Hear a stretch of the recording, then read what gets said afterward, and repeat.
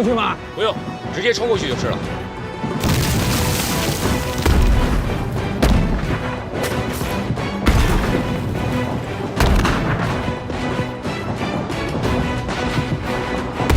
哦，好啊，马参谋长，有点意思啊。是吗？就是战场在局限了，装备火力用不上啊。城市作战是未来战争的主要形式，尤其是陆军的作战形态。这里的各个街区和楼宇间的攻守对抗、楼房结构、院落布局、地下盘管、商铺住宅的产生运用、城市狙击作战的新战法研究，这些都是现代和未来战争经常遇到的课题。我们的训练呢，就是针对未来战场而设计的。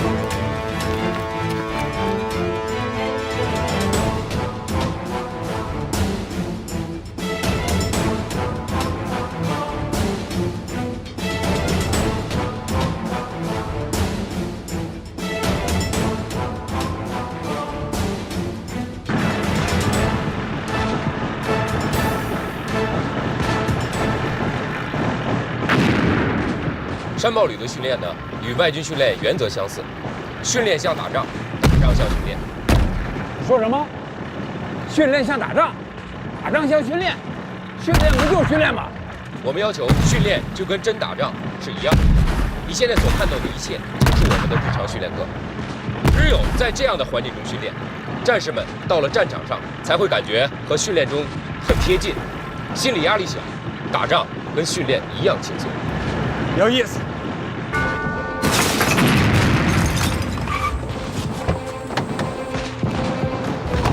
队长，一边好。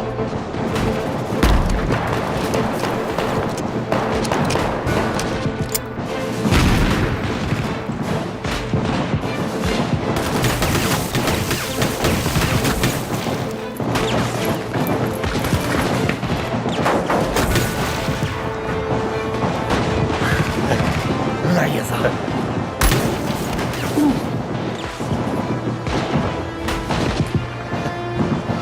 王队长，走，走。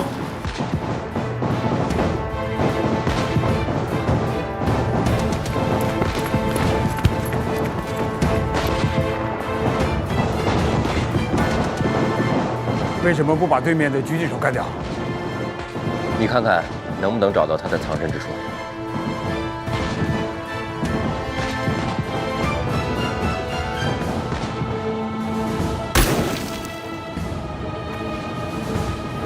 这就是城市战的复杂性和残酷性。城市战的伤亡率是非常高的。有点意思啊。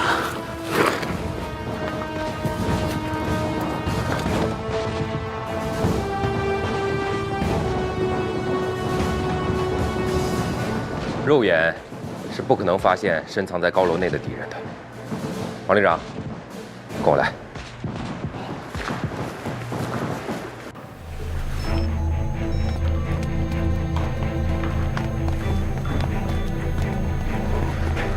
王旅长，你看，这个就是我们通过无人机和卫星系统的热成像技术，对整个楼房进行多方位扫描。你看，这个光点呢，就是刚才这名狙击手，他现在正在向上层移动。怎么才能消灭他呢？现在还消灭不了他，因为他现在呢，至少与我们之间隔了2层墙壁的距离。只有等他再次靠近我们这面的狙击点时，人和枪才会暴露在最少防护的地方。这个时候，我们才有机会去锁定他。哦。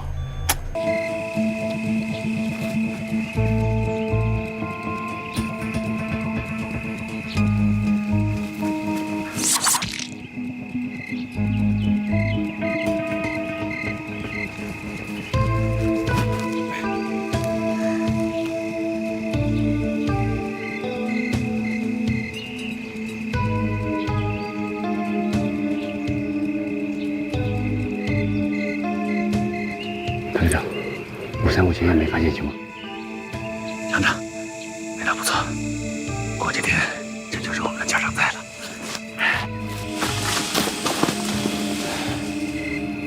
一眼前面的坡形向下100米，可以收到地下信号源，再沿信号源的方向直插进去，就是30号中沟。你们在中沟2侧潜伏，去吧。是。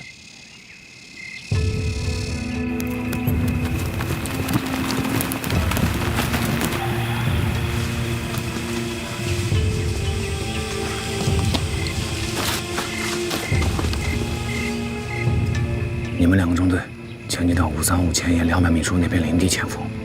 3天以后，我会找人联络你们。是。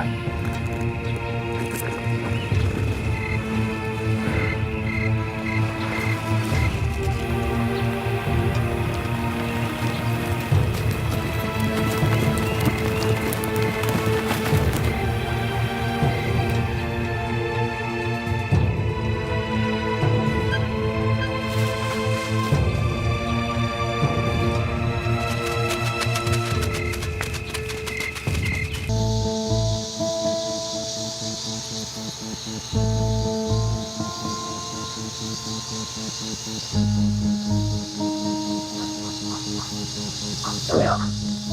有没有把握？很困难，他和人质始终在一条线上，开枪可能伤到人质。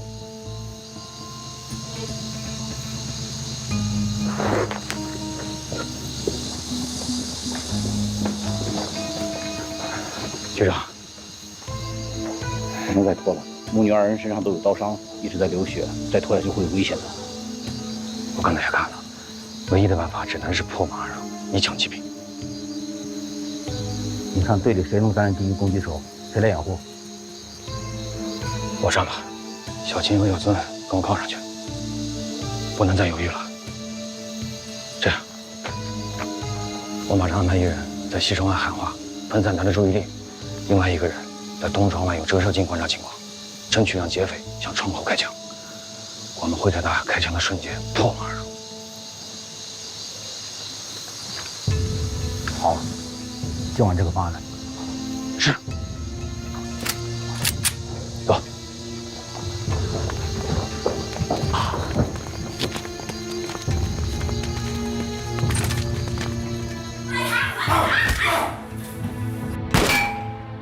出来！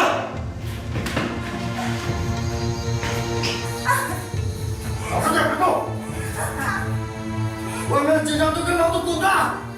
不然老子现在就打死他！快点把人质放了！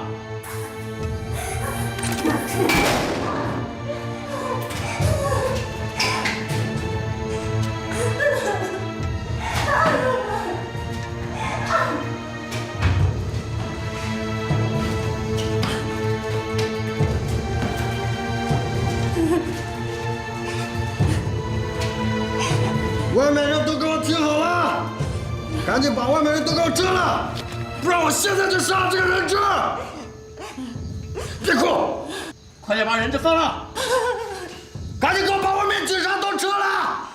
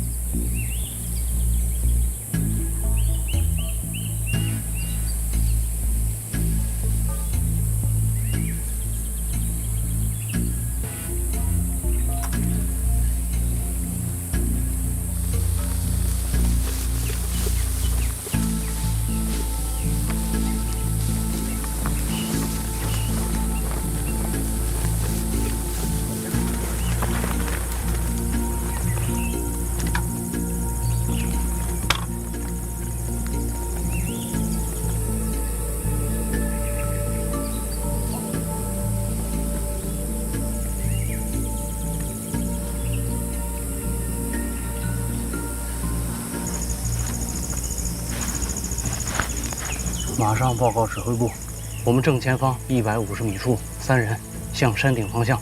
洞洞幺，我是特战1号，我们已发现目标，共有3人，距我们150米处，正向山顶方向移动。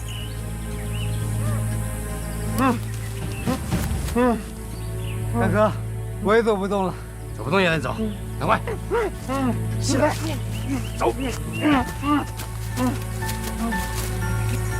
跟上。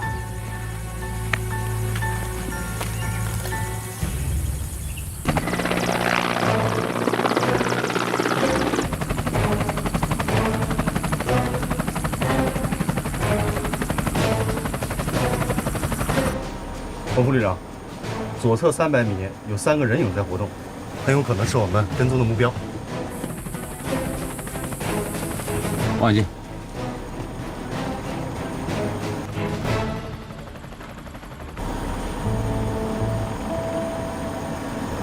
是获得，没错。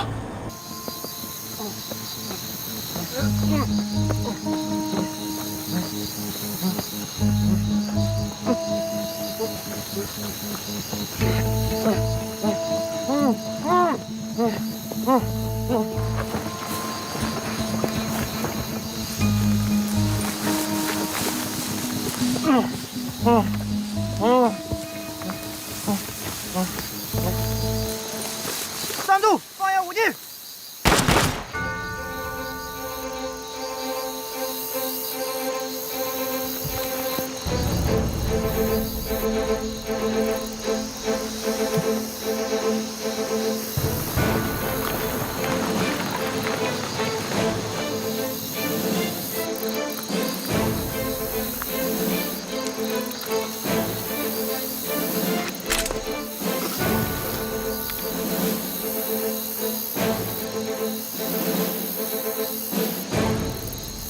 报告洪副旅长，嫌犯已经被我们包围。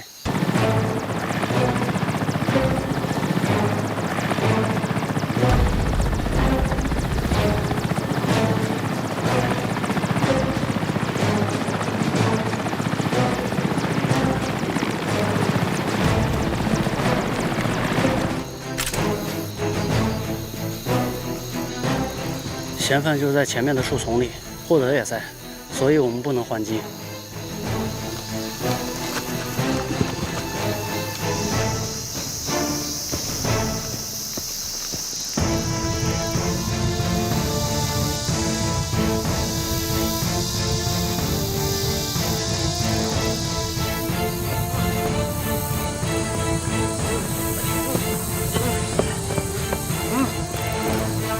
快速发压武器，你们已经被包围了。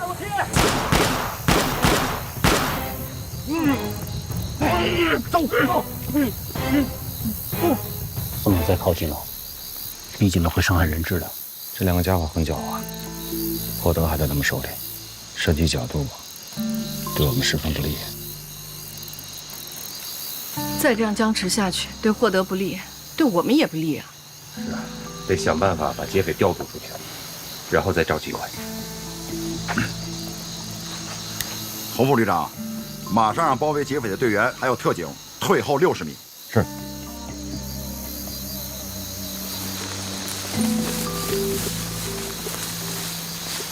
看来这两个家伙这样跟我们拖延时间，等到天黑。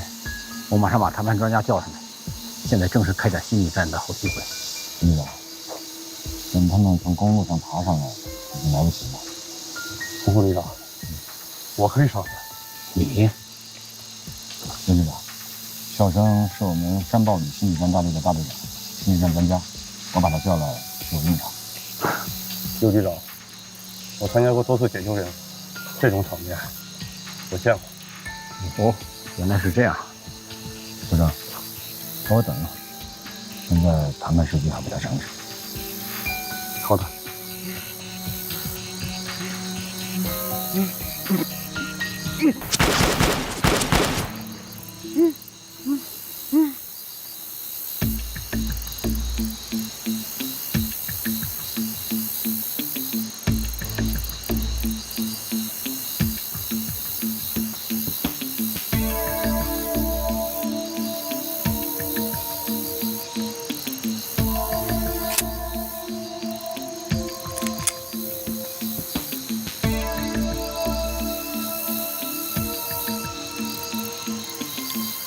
特战1组、2组、3组注意，全部后撤30米。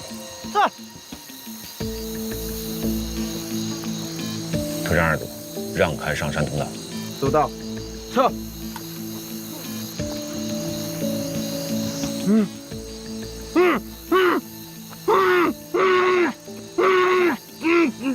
下来。大哥，我要撤了，我们快跑吧。没那么简单。他不敢对我们动手，是因为我们手上有人质。洪副旅长，有什么任务？林子太密，在地面上很难找到合适的狙击角度。等一会儿你要亲自架起升空。明白。什么时候起飞？你先在这里跟我们一起观察，熟悉一下2个嫌犯的特征。好。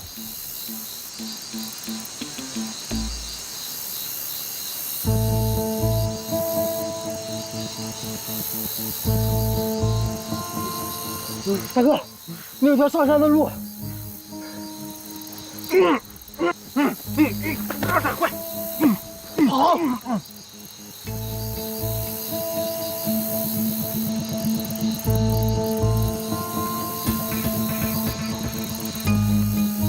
特战1号，抓住战机，抓住战机！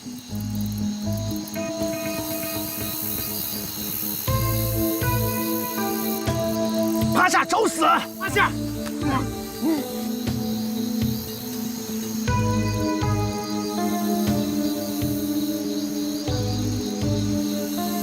等他再起身就开枪。明白。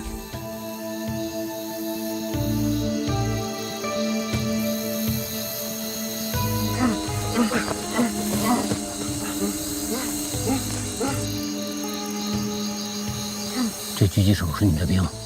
一名大学生士兵。太冷静了，非常自信。你经过10年以上的训练，而且不是击毙过活体的冷酷型枪手，是很难做到这样心静如水的。要是新手的话，不可能不失误。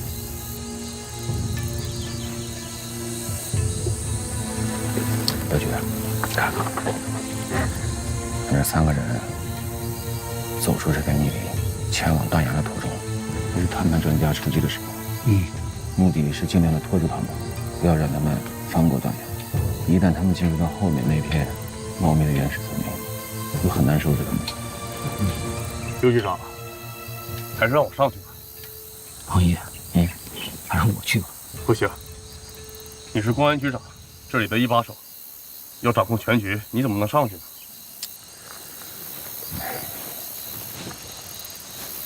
两个歹徒十分危险，一定要小心。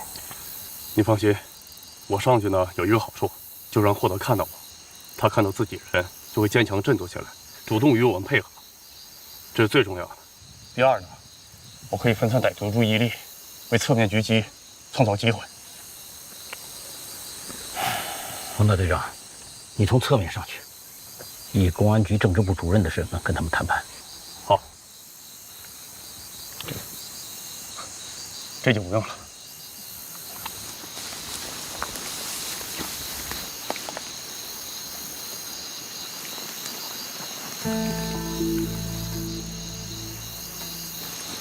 死了，没路了。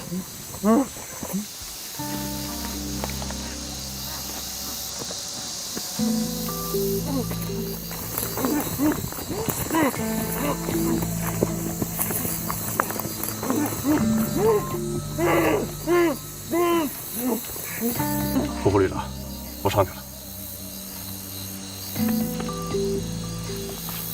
去吧。是。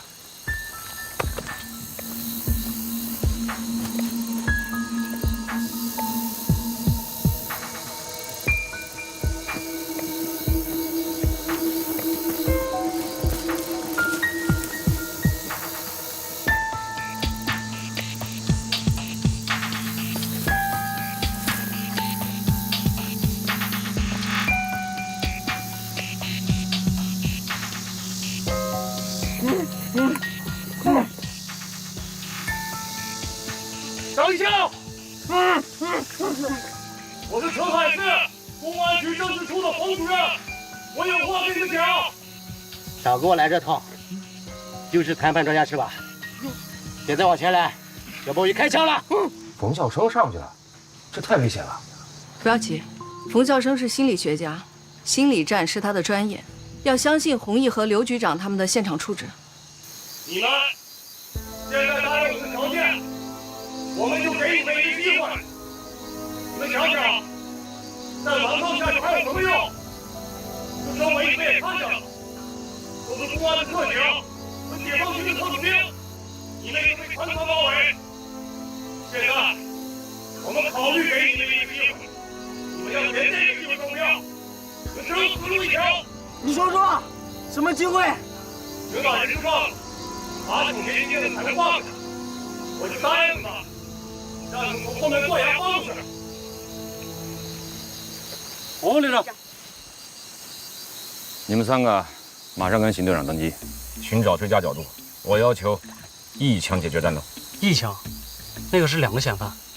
2名嫌犯手里各有1支枪，如果第一枪只消灭1个敌人，那第2个人就很有可能会对霍德下毒手。明白了吗？明白。来看啊。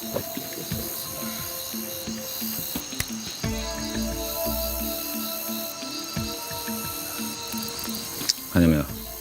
这代表2名劫匪。按逆时针飞行，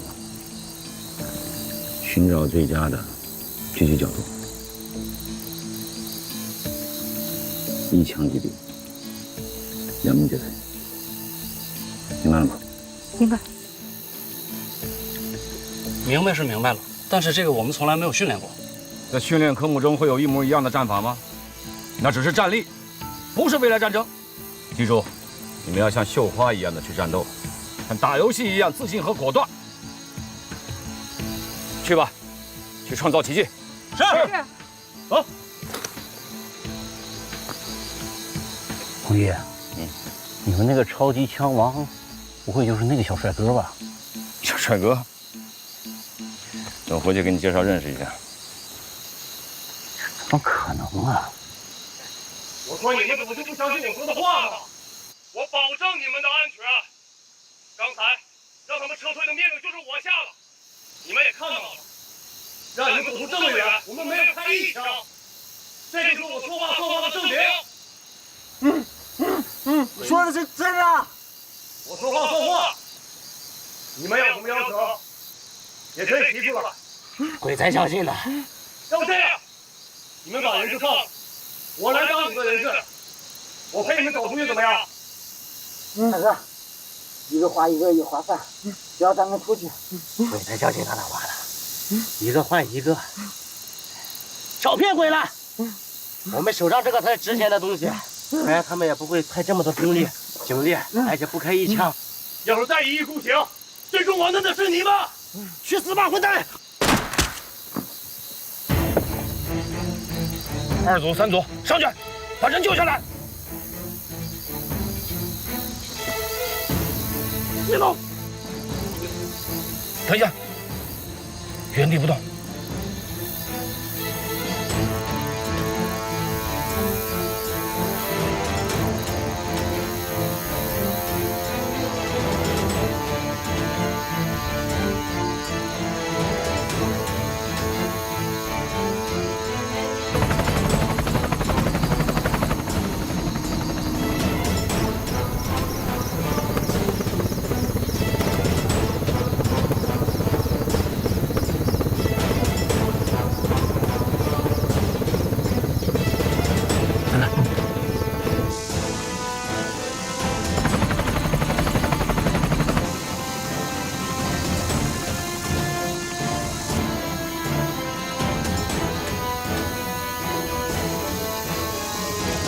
过来啊！过来，我给你开枪了。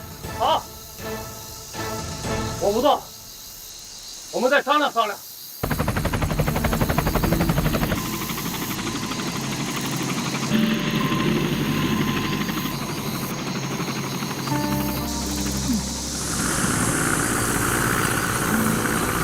哎，你们要不要喝饮料啊？ 那你们不喝，给人质喝一口吗？好，来拿过来。好，就这一瓶，记得给人质留一口啊。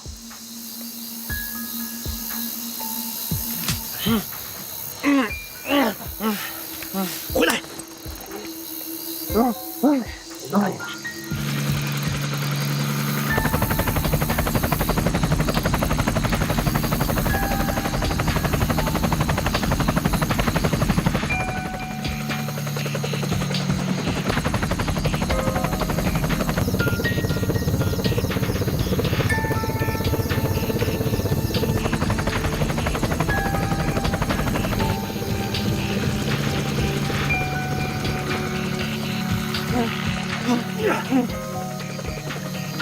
哎，我给你们饮料，你们怎么不喝呀？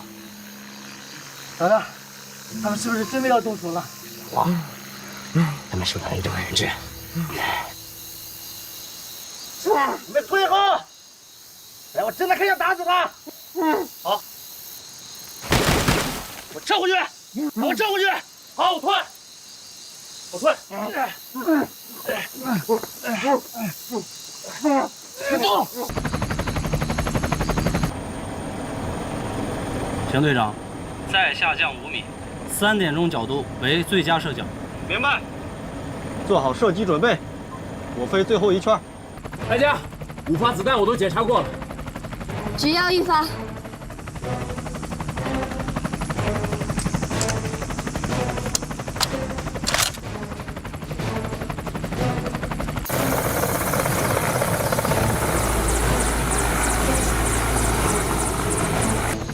再下降1米。邢队长，再下降1米。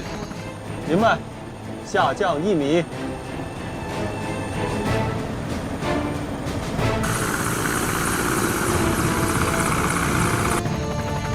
最后半圈。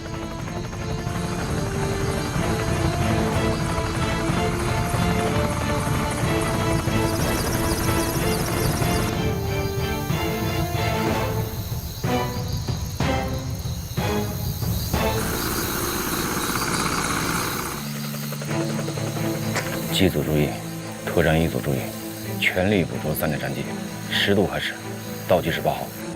33动摇，明白。特战1号，明白。要不这样吧，我们商量一下，我让警察都撤下3，你把人质放了，让你把人质放了，我陪你们走出去，怎么样？少废话，给我退回去！给我开枪了啊！好，给我去开枪！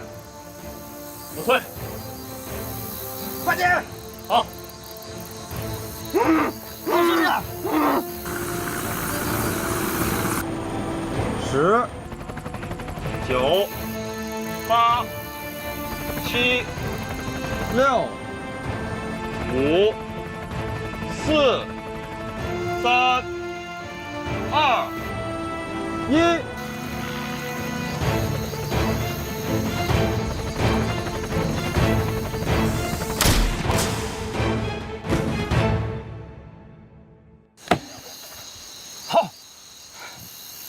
太神奇了，奇迹啊！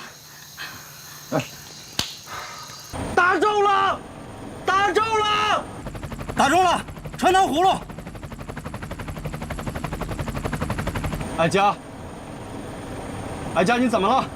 你的任务已经完成了。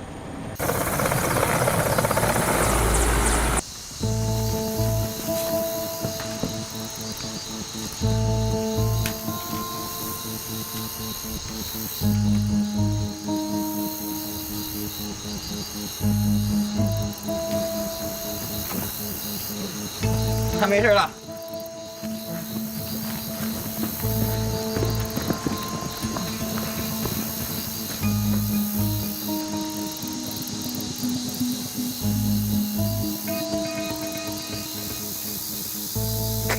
报告2名劫匪1被击毙。住手！教授，没事吧？洪队长啊，我没事啊。谢英飞被击毙，同时击毙的，太悬了。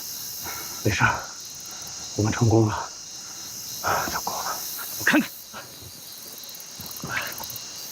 没事，穿着防弹衣呢，分散点注意力，就可以让他们注意不到天上的直升机了。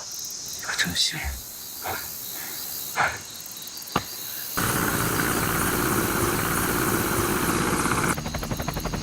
孟涛，我们现在马上返航。哀家他怎么了？哀家，我们胜利了，可以回家了。哀家，打中了。哀家，哀家，哀家，哀家。洪副队长，方大队长，你没事吧？洪队长，洪队长，洪队长，洪队长，洪队长，你个小兔崽子，你知不知道？为了救你，方大队长差点把命丢了啊！放开我！给我等着，回去再收拾你。我。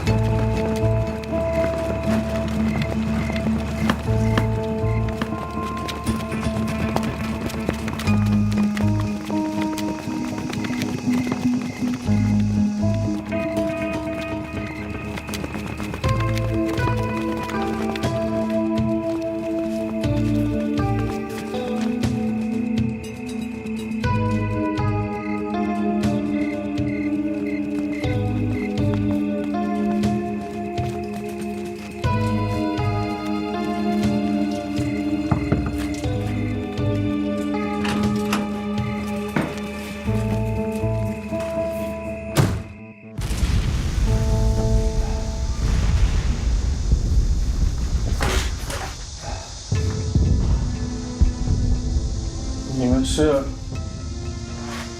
一会儿向你的领导汇报，就说我们袭击了车厂，这边所有的车辆都放置了磁性炸弹。你们到底是？我们是海外派来的恐怖分子。不对，你们是山豹旅的，肯定是。哎呀，聪明啊，知道就好。但是我们今天晚上的任务是炸掉这边所有的军车。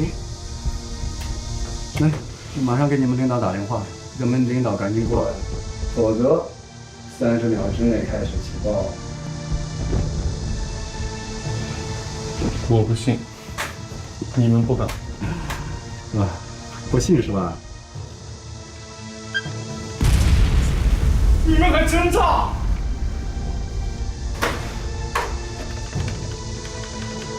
值班室，王参谋，我是306战备车长，这里遭到袭击，车上发生了剧烈爆炸。快派人来啊！他们说，领导要是不过来的话，可把这里所有的车辆都炸飞。看清楚是什么人干的了吗？海外，他们说是海外。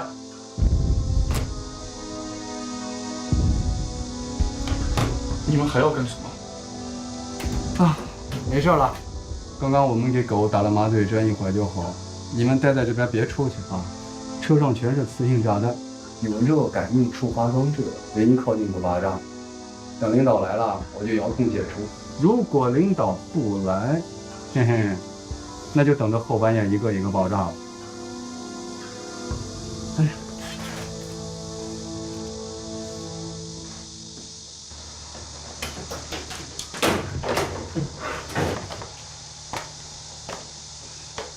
你们值班也很辛苦，给你们带了宵夜，别忘了吃。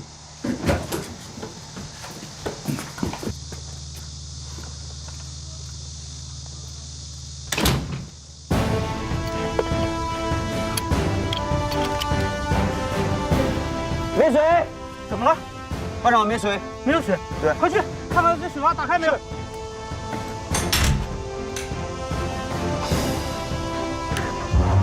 班长，里面有炸弹，全部退后5米。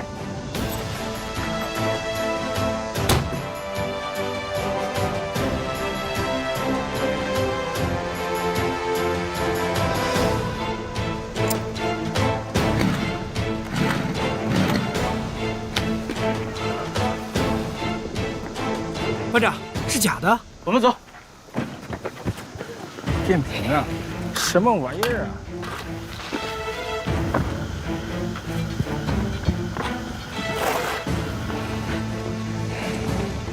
主任，你看，3包旅干的。他们申报旅想干什么？主任，你看，还有这个，太不像话了，太过分了。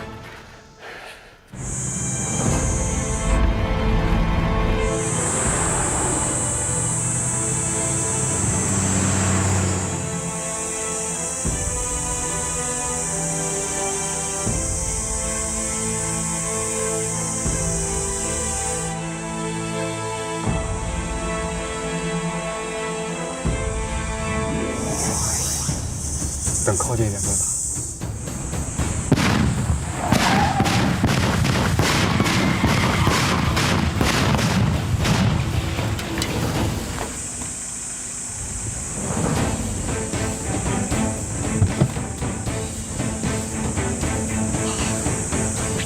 打！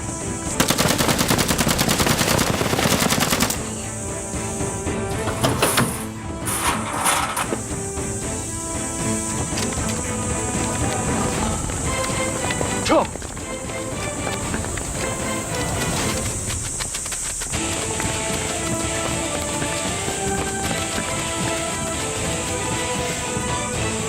首长同志，怎么了？没事，没事。马上去车长。这。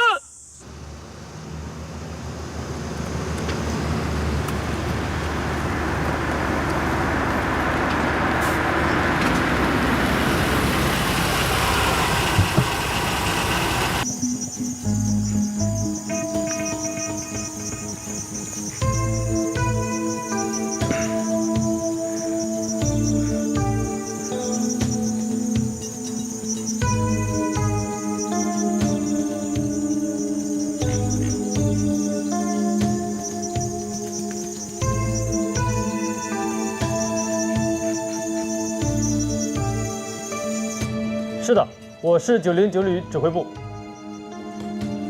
旅长，是导演部打来的，要您接电话。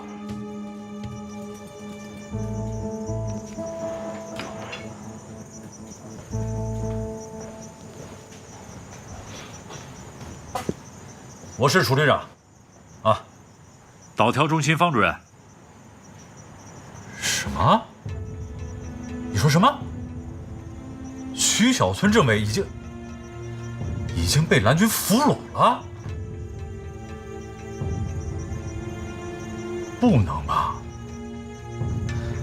你们肯定是搞错了，绝对不可能。方主任，徐政委可是我的政委啊，他现在根本没在演习部队里，他人现在在澄海市呢。这种玩笑可开不得呀，方主任。楚局长，不可能错。徐小村就是在澄海市里被山豹旅特战大队在一家星级酒店里抓获的。演习导演部的2名导调员就在现场。徐小村现在就待在澄海的临时战俘营里。我现在正式向你通报决战2017演习导演部的裁定。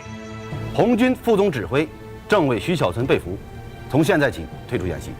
若不相信，你们可以上演习专网查看。这叫什么演习？简直就是一群流氓打架！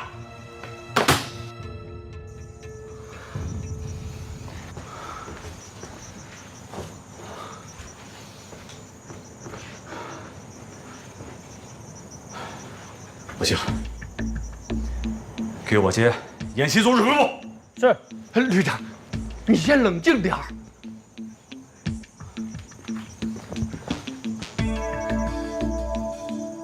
我是909旅楚占刚，我找基地周司令、周总指挥接电话。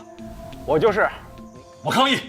楚旅长，你不要发火，有话好好说嘛。首先，导演部判定我们政委徐小村被俘退出演习是错误的。第二，如果使用这种卑鄙的伎俩，也算蓝军的胜利结果。我们红军宁可退出演习。楚旅长，楚占刚，是的，你给我听好了，如果你现在退出演习，我马上判你909旅全军覆没，并且把你送上军事法庭，以临阵脱逃来定你的罪。你的下场会比王可生还要惨。我限你3分钟，做出决定。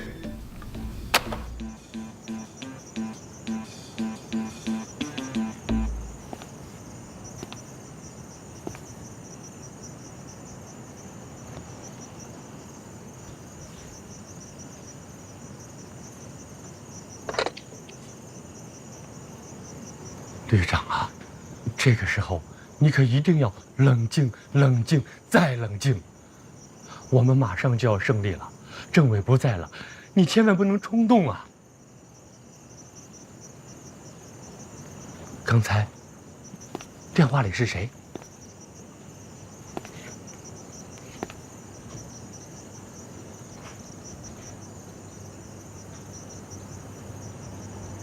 是沈参谋长。啊！这下可撞到枪口上了，沈参谋长。他给我3分钟时间。旅长，我们不能退出啊！这可是个严肃的政治问题，败下阵来是牺牲的，退下阵来是逃兵啊！不行，我要跟首长报告，我们绝不退出。等等，是我太不冷静了。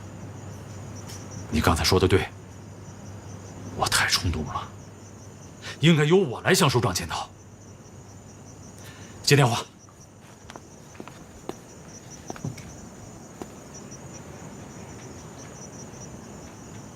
报告首长，我错了。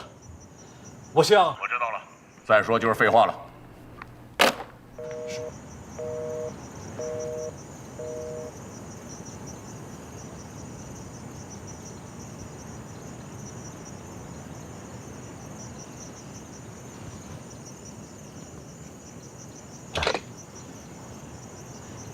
刚才你都听见了吧？听见了。参谋长，最后一句是什么？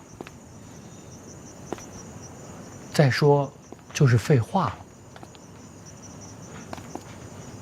我还没做一句检讨，没做一句自我批评，他还不知道我检讨的深不深刻，怎么就认为我是废话呢？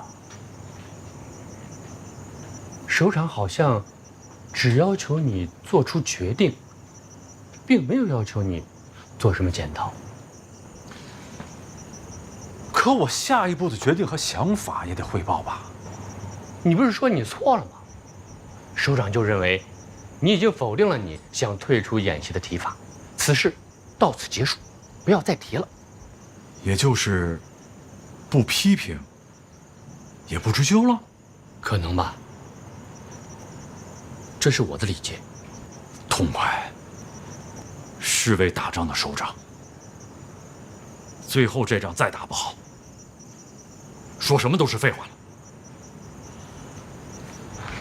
来，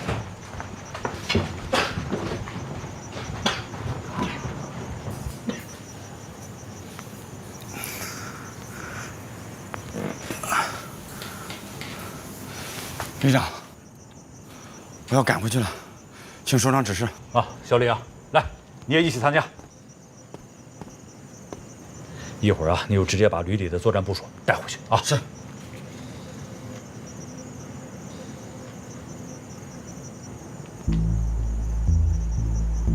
对呀，我还有一个特战大队潜伏在535防线下面呢。啊？是的，一直潜伏着，已经是第6天了。这可是韩鹏做梦也没想到的。洪大队长让我前来请示，我们3个中队已经潜伏在535防线，希望在炮火准备阶段开始向上运动，炮火轰击一停，我特战兵就可以出现在蓝军阵地上，力求出奇制胜。这个想法好。好，弘毅的这个想法不错，可以作为总攻开始后的部署之一。现在，我谈谈最后攻打535防线的战术配合与协同。从得到的侦察情报来看，蓝军在535防线部署了2个营的兵力，经过近10天的攻势加固与休养生息，以逸待劳。在安七渡被我部击退的山豹旅机步营残部也投入到535防御作战中来，作为2梯队，可随时投入战斗。如果特战大队单独强攻，肯定要吃亏。加上长达6、7天的野外潜伏，体力透支过大，我考虑不宜提前行动。等我中路、右路部队全部到达狼山后，摩步2营担任主攻，特战大队担任助攻，摩步3营为预备队，从侧翼助攻，装甲团绕到蓝军背后，切断蓝军的补给线。炮团1营、2营到达狼山后，以最快的速度进入535防线东侧的330高地，并迅速展开，做好炮火轰击准备。总攻时间，明天下午17时。为什么不早一点开始呢？炮团凌晨3点钟出发，中午前后就可以到达狼山，进入阵地，补充侦察，修正炮击主援，15时即可全部准备完毕。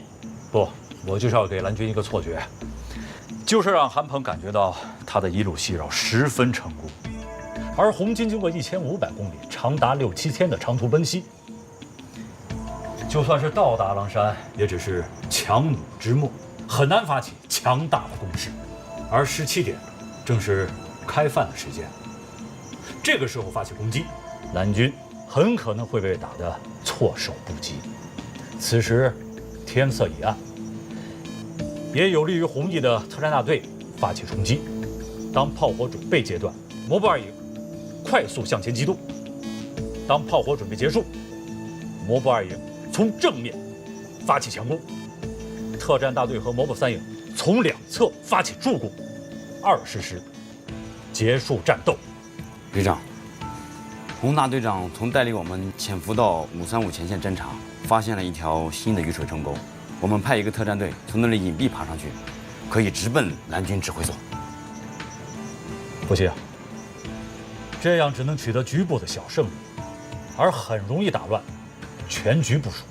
旅长，红军除了装甲营、后勤处、医院已到达狼山外，红军中路及指挥所离狼山还有100公里，预计明天上午就可到达。他们一个炮团和摩步营还在安七渡口，最快明天中午能到，下午可投入战斗。不对呀，这前一段时间楚占刚还急着往狼山赶，现在还剩下不到24小时了，他反倒不紧不慢起来了。这里边一定有名堂啊！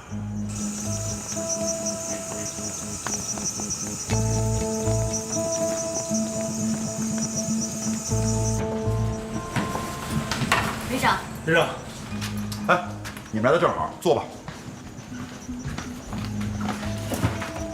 说说情况怎么样？红军特战大队的情况到现在还没有查到。狼山基地范围内没有发现一点踪迹。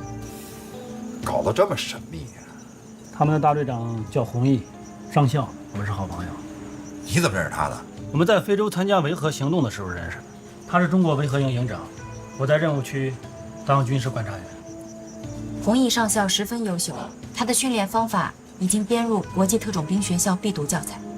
那你们的意思是说，弘毅的失踪，对我们来说是一个极其危险的信号？他隐蔽得非常好，目前一直处于在我们的监控范围之外。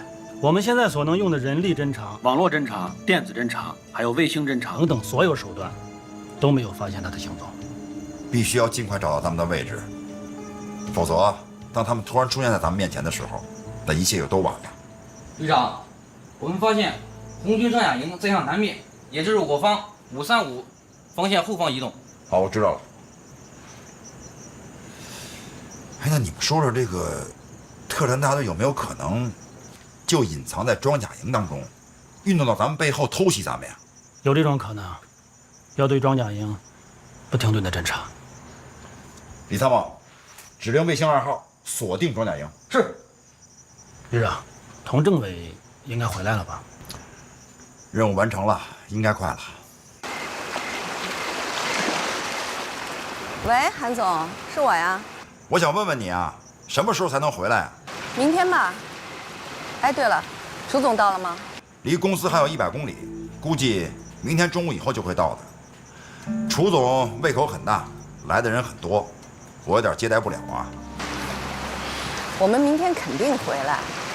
楚总这么大的腕儿到了，咱们必须得招待伺候好了。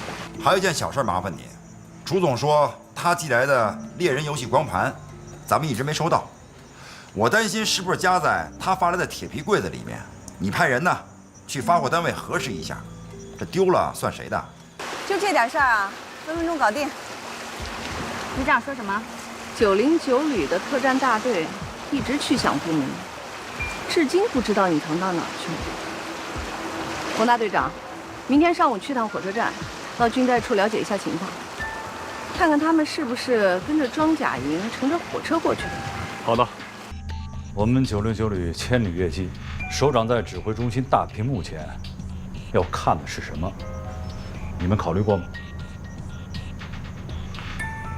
看的就是我们909旅的战斗精神。战斗精神体现在哪里？就是英勇顽强、连续作战的作风。因此啊，我们有意放缓前进的速度。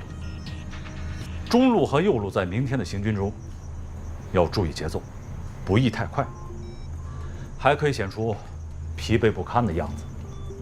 蓝军必然会以为我们到达狼山后不可能马上发起攻击，而我们恰恰马不停蹄，人不离鞍，迅速展开行动。如果我们到得太早，蓝军和首长就会把注意力集中到我们的准备工作上，尤其是蓝军就会有了摆开架势和我们决战的准备时机。我们不能给他这个时机。旅长的意思是要发起战斗的突然性、迅猛性。对。第二，也是十分关键的，要充分展示我们909旅扎扎实实的训练成果。因此，从进入阵地开始，炮火准备要充分。535防线上的所有要点目标都要一一摧毁。指挥所和摩步2营的快速推进，主攻部队的冲击队形。特战大队突然跃出，如神兵天降般的出现在蓝军面前。摩步3营迂回包抄等战术动作要节奏明快、层次分明、气势如虹，又精准不误，而且应一气呵成，做到既得胜又得分，而且要得高分。你们听清楚了吗？在谕令中，一定要把旅长的意图表述清楚。明白，就是说，开战之后的每个战斗过程，要设法让首长看得到、看得清，战术动作要完整，要表现出良好素质和高昂的姿态。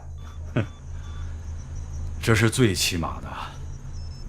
我们1500公里赶到这里，呼呼啦啦一窝蜂似的跑上去，不到半小时匆匆结束战斗，那平常练的协同动作一点都表现不出来，不觉得遗憾吗？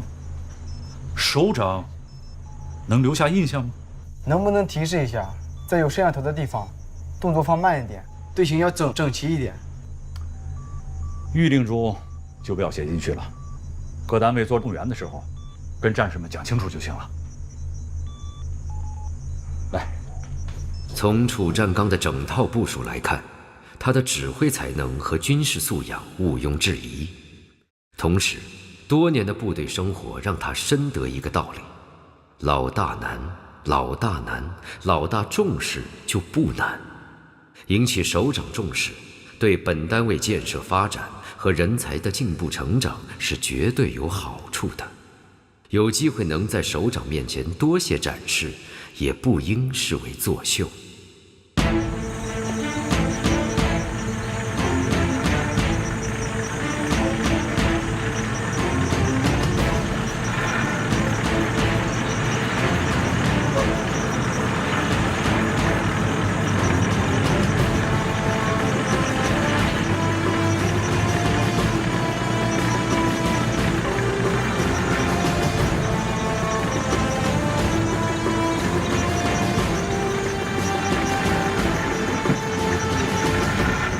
团长，刚才参谋长来电话，让我们18点左右赶到狼山就行。进入狼山基地，不再集结动员，直接拉到330高地。谕令看了？看了，早看了。怎么了？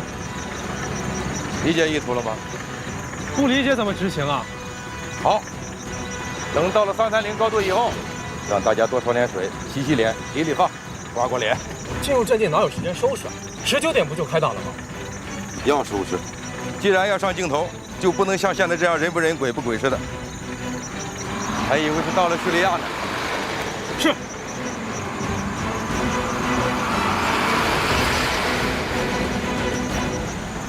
徐政委来，喝杯橙汁儿，凉的，冰的。谢谢，我心啊都凉透了，不能再喝冰的了。同志们，你们这谕令是从哪里弄来的？你们909旅指挥部今天早上3点发出的，怎么不合适吗？这谕令指导思想不对呀。那就没办法了，谁让你这个政委不在家呢？这不是把演习当成表演吗？你看，一切围绕着看清好看，围绕着领导的眼球做文章，这仗怎么能打胜利？不行，我得回去看一看。哎，徐政委啊，先坐下。导演部已经通知了楚旅长，你已经被俘退出演习了，我看就没必要回去了。来，喝点水，咱们聊聊天，挺好的。谢谢，我可没这个情绪。听说楚占刚钓鱼水平很高啊。军人嘛，先把打仗的本领学会，然后再谈什么钓鱼养花吧。徐政委，我可没有挑拨你们的意思。但是楚旅长的观念如果不改变，将来还是要吃败仗的。不用你说，我比你还着急呢。哎，同志们，这马上就要开战了，你们怎么还在这里悠闲自得的？信息化了嘛，决胜千里是完全有可能的。是这样，本来啊，楚旅长是决定今天晚上7点开打，后来我们觉得909旅炮团的官兵们连夜奔波，实在是太辛苦了，所以啊，就安排他们中途休息休息。什么？你们安排他们中途休息？徐政委，从今天上午开始，你们旅部和炮团的电台联系就没有中断过。虽然跳频加密，但是还是给我们破解滤谱和利用强电磁干扰找到了机会。到目前为止，你们主要的通讯讯道基本上被我们掌控。政委，刚又截获了一份红军指挥部发给炮团朱团长的最新命令，要求炮团加速前进，6点30分前到达330高地，设置火炮阵地，晚7时对535阵地实施打击，7点30分炮火准备完毕，发起地面进攻。什么？这个问题很严重啊！再这样下去，2连长和你们几个就准备脱军装走人吧。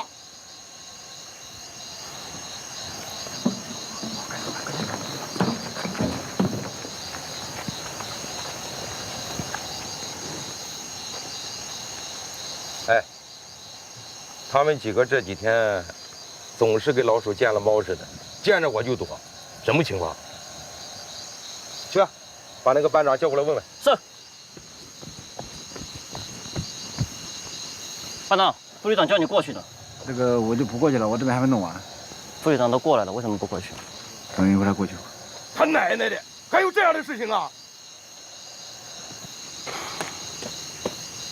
报告，你把事情的前前后后给我说清楚。报告，那天考核刚开始的时候，旅长带了几个人来到我们班。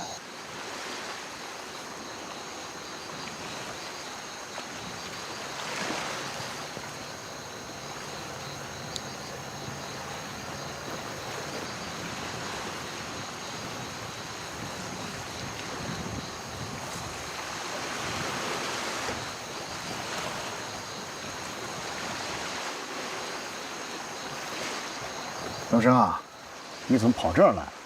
有事情办公室谈吗？这儿人少，清静，说话方便。好吧，说吧，什么事儿？我不想干了。你不想干了？为什么？政委，我还是不是副旅长？你当然是副旅长了，谁没撤你的职？可军里来考核，2连成绩造假，为什么瞒着我？怎么可能造假呢？不会吧？政委，你是真不知道还是假不知道啊？我是真不知道这件事情，你给我说说。最近我发现啊，2连实战打靶成绩下降，我问谁都不跟我说实话。我到2连去检查，发现2连4班的几个军见着我就躲，我一追问才知道，上次军里来考核海上目标射击，2连的成绩不是真实的。不会吧？8发命中靶标，我们当时都在现场，录像回放我都看了，怎么可能是假的呢？可那不是咱们2连的兵打的，那是请回来的几个退伍老兵上车打的。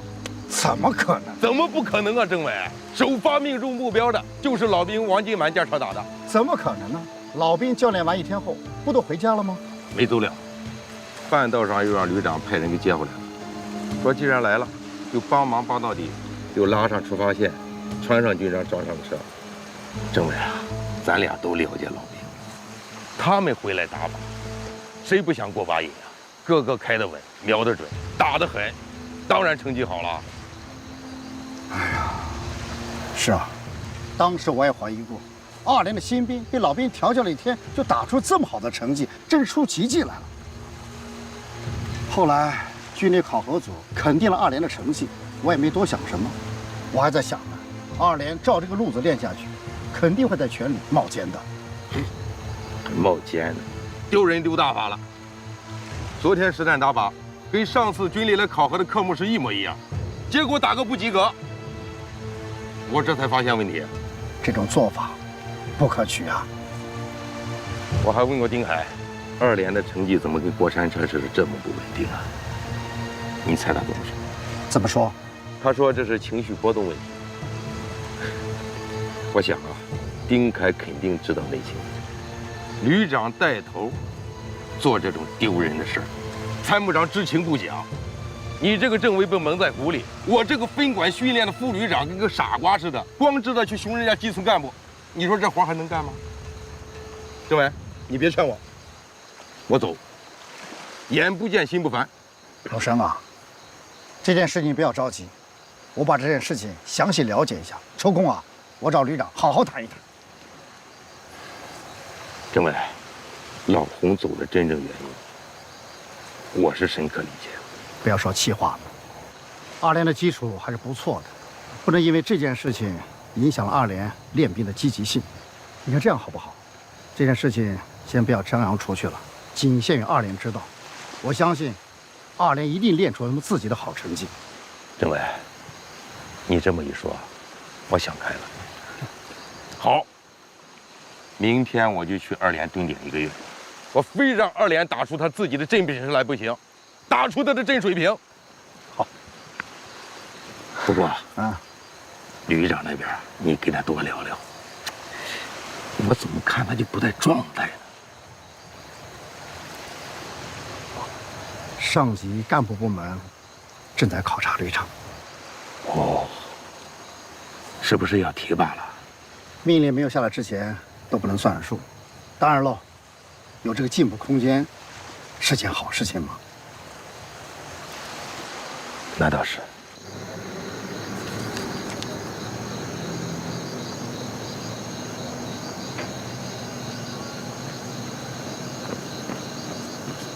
什么事儿啊？谁把我约到这儿来谈？你看看，咱们旅的招兵指标下来了。就这事儿啊？啊，我以为什么火烧眉毛的事儿呢。后来咱们报上去的呀，从其他的野战部队调几名骨干过来，沈参谋长原则上也同意了。行啊，那就同时进行呗。我跟他呀提弘毅的事儿了，沈参谋长呢，他说可以，但是呢得先问问弘毅本人的想法，双向选择。那弘毅毕竟是909旅的骨干，旅里边、军里边都得同意，所以我想那个，你想让我去摸摸底呗？没错啊，这得劳你大驾呀。如果旅里边不同意的话，那咱们就借调。你把我给骗了，再让我去骗别人，你这说的可太露骨了啊！你得找弘毅单独谈谈。我还是去徐小村政委那儿先了解一下弘毅的情况吧。这也行。不愧是政委，想的就是比我周到。哎，你的每一招每一式都值得我学习。你少来这一套，求我办事儿了，什么风凉话都能说得出来。那就拜托了啊，我等你好消息。行。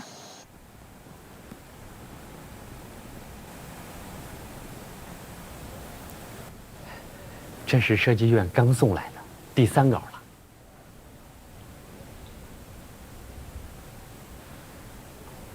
你觉得怎么样？我觉得，还是旅长定吧。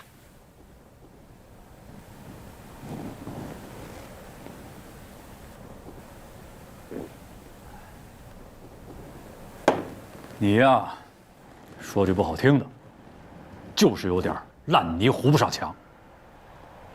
你是参谋长，能做主的你做主不就行了吗？干嘛非要等我呀？你定了，我同意就行了，再向政委一汇报，这事情不是全都妥了吗？只要不超预算就行。没超，还给省下了240万呢。哦，还省了240万。我逼他们的，我说我们审计部门经过审核，认为最少可以再省下240万，你们要做就做，不做我们找别的公司。他们一听我这么一说，不得不松口了。我想省下这240万，我们还能干很多事，指挥中心、网络总线全换新的，还有什么？战士宿舍装上中央空调。好，只要是能改善的，不超标的，都行。这不挺有工作能力的吗？是在旅长身边多年学会的。你看，东营区改造后能多腾出110亩的绿地，西营区再盖3栋干部和士官公寓，大门也重新设计了，加大了2侧停车场的面积。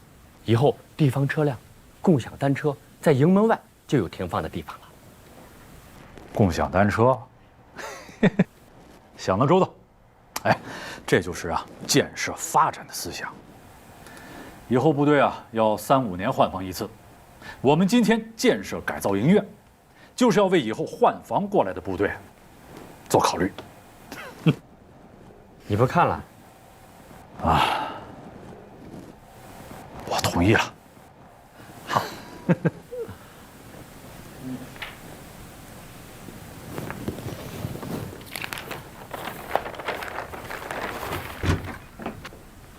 大厨哟，政委，你怎么来了？丁海，把图纸给政委看看再说。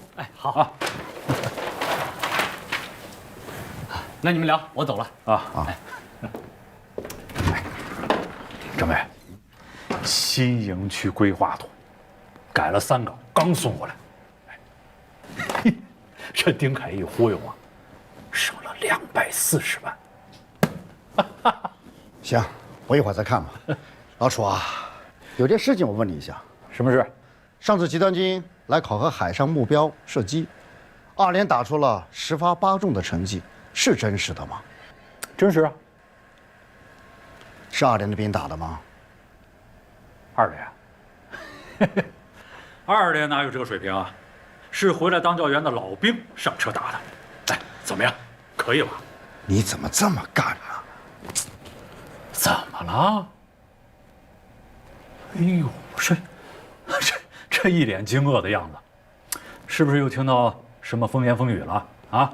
哎，你觉得这样做对吗？这有什么不对的？老兵也是兵嘛。再说了，这只是军里的例行考核，啊，又不是评奖评级。只要闯过这一关，不把咱们的训练先进单位红旗扛走就行。可你知道吗？这次2连实战打靶成绩不及格呀。这个是在我预料之中的。你放心，2连会很快赶上来的。其实2连人人心里都明白，我就是要让2连的官兵们都看看，人家老兵的成绩是怎么练出来的，是吧？人家能打出这样的成绩，那就是你们的榜样。如果再给你们半年的时间，还打不出王金满那样的成绩，没脸在部队混了。老楚啊，你这是成绩作假啊，是欺骗领导上级，你这样做是错误的呀。不是的，我的政委，你什么时候也变得这么沉不住气了？哎呀，其实啊，事件的性质呢，没你想象的那么严重啊。我知道，这次考核的成绩啊，不算是很真实，但又不是一次考核定终身，以后还会有 N 多次考核。只要在以后的考核当中，2连迎头赶上来，不就行了吗？哎，行了，我的政委同志，来，坐。哎，看看规划图啊，看看你们909旅的未来。你们？对呀。啊，是啊。我走了之后，这909旅不就是你们的了吗？你看我说的有点早，是吧？这么说，你调到集团军当副参谋长有谱啊？啊，战区陆军首长已经找我谈过话了，当然，还以最后宣布命令为准嘛。政委啊，如果在这个节骨眼上，我们909旅考核不及格，多多少少也会受影响吧？也是，这次机会对你很重要。那当然了。不过我想，也不会因为一次集团单位的考核成绩影响你的升迁，这是不可能的。哎，不，在这种关键时刻，不能出现任何的意外，让考察你的人找不出任何瑕疵，做到无懈可击，全票通过。老楚啊，这方面呀，我还真不如你，我没有你想的这么多，也没有你想的这么周全。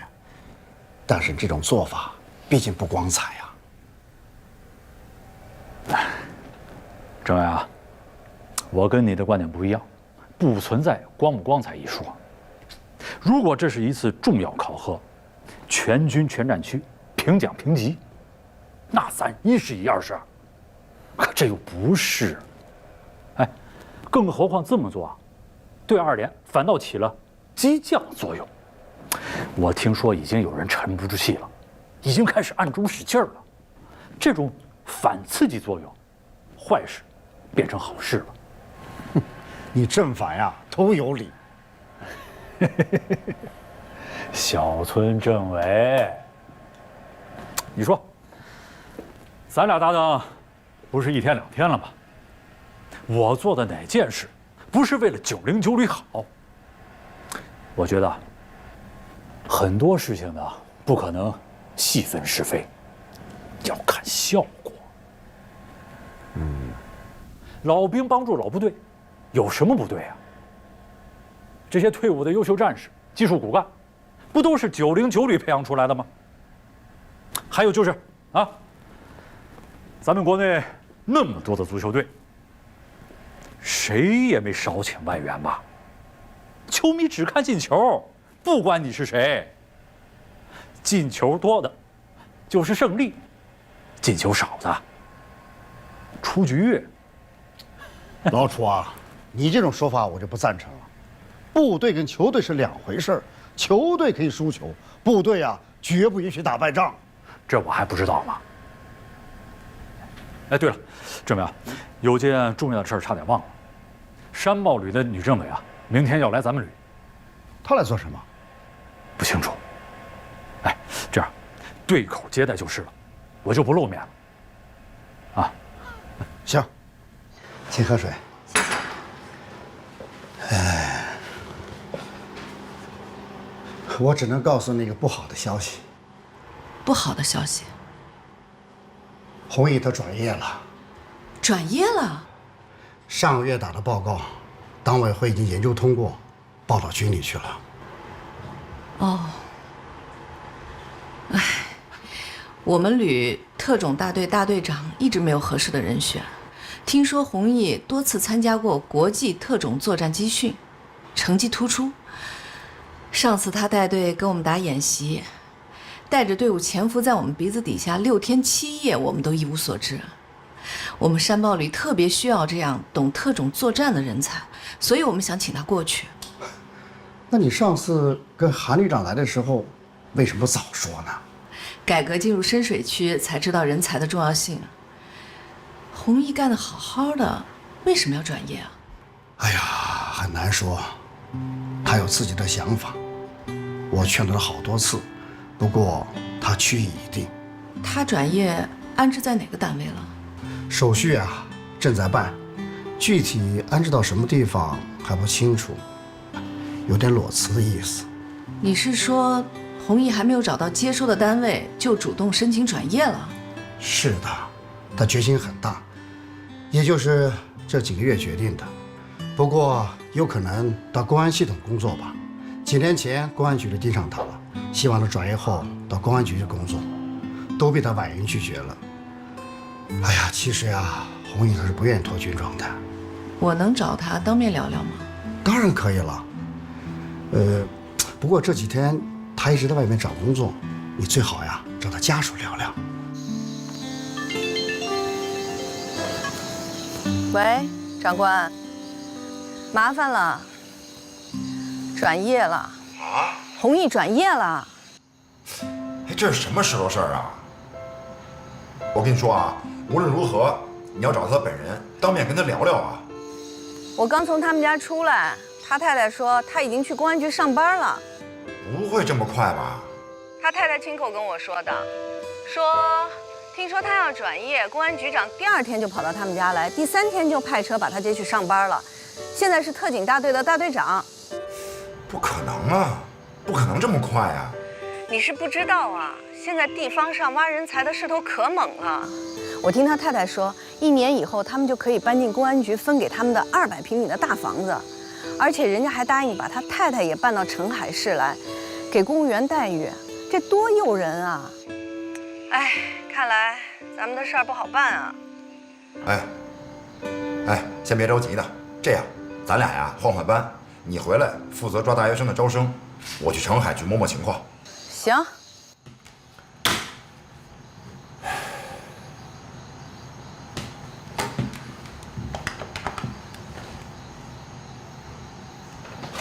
喂，参谋长，我是韩鹏。我上次跟您提的那名干部，909旅的弘毅，他今年转业走了。怎么走的？为什么走？办到哪一步了？好，我再摸一摸情况。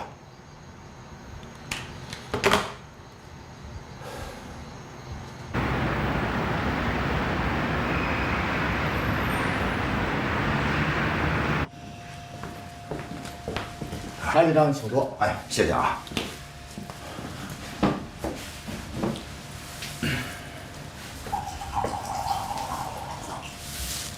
哎，谢谢，参谋长，谢谢。韩旅长，这恒大队长在我们这儿已经工作了半个月了。他不是手续还没办呢吗？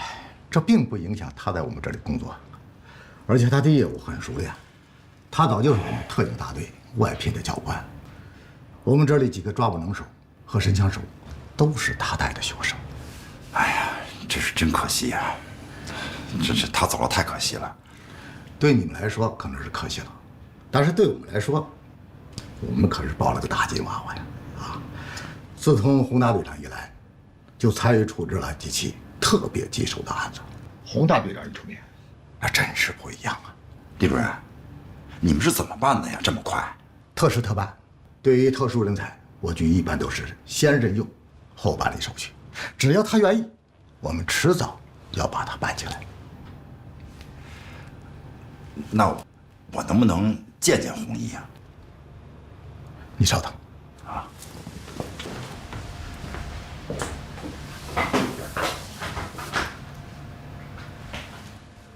这特警大队，洪大啊，出警了。在哪里？出去2个多小时了。好，我知道了。韩旅长，哎，今天见他有些困难了。他随特警大队出警了，什么时候回来还不知道。哎呀，很急吗？挺着急的，不然我怎么可能一下飞机就直奔你这儿来呢？那这样，您今天如果想见他，我安排办公室的同志带你到现场。如果他有空，你们俩先见一面。您是说破案现场啊？这个案情我不便透露。如果你想去，我现在马上给你安排车。啊，那算了吧。如果要到现场的话，我怕分散他的精力。您帮我转达一下，就说他最好的战友韩鹏在澄海咖啡厅等他。让他下了班以后务必去找我一下，不见不散。好，一定告诉他。